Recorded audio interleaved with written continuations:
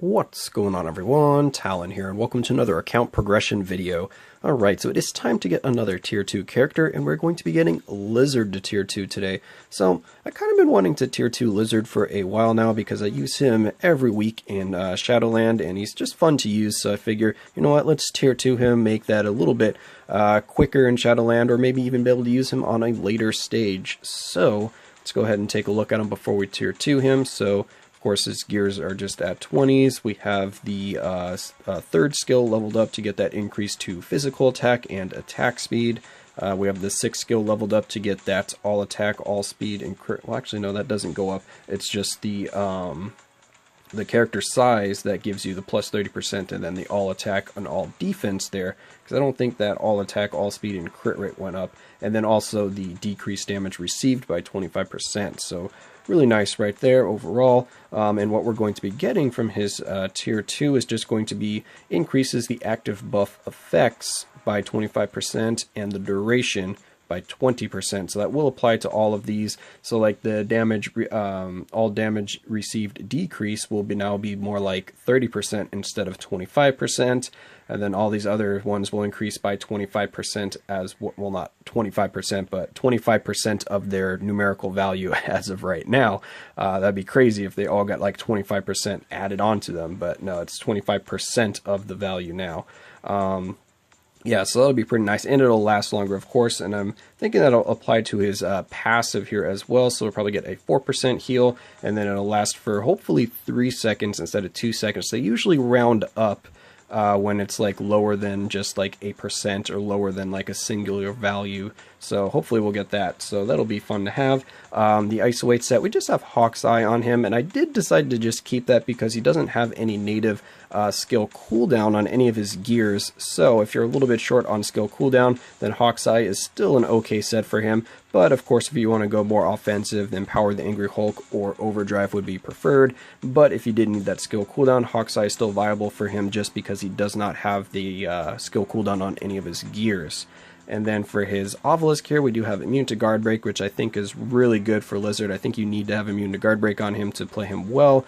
And then the Poison Damage, just to get that little extra damage on, what, 2 of his skills, or just 1 of his skills had Poison Damage. But either way, you get a little extra damage from that. And then we have that Heal right there. And I'm going a little more defensive with Lizard here, kind of synergizing all of his healing.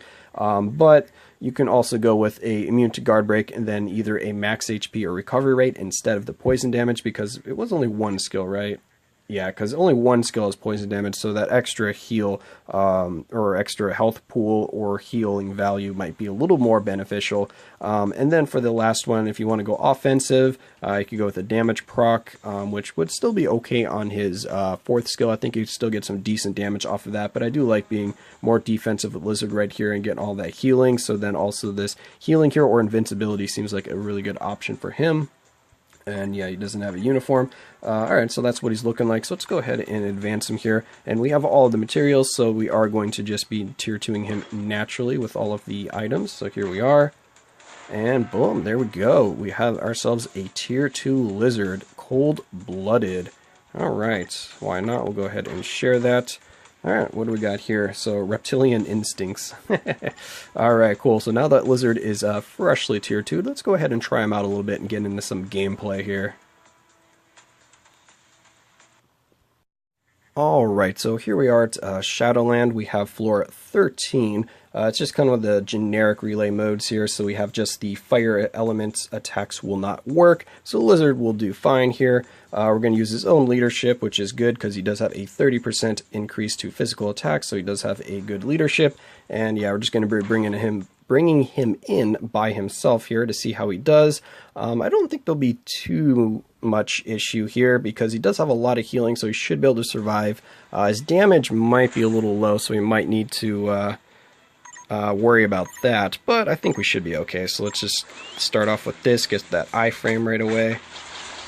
Alright, so we're going to focus on Ghost Rider because he's going to be the more annoying of the two here because he can do a lot of snares and he also does that dot damage, so we want to get rid of him as soon as possible. If we get rid of Ghost Rider, I think we'll be in good shape here. Make sure to keep that 5th skill up, and we got stunned. Fantastic. As you can see there, we almost died just because we got stunned once.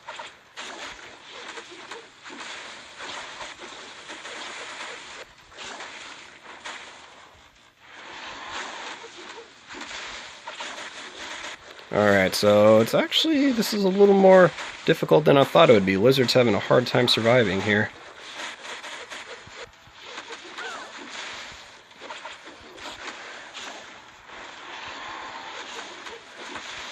Trying to time those iframes a little bit better now.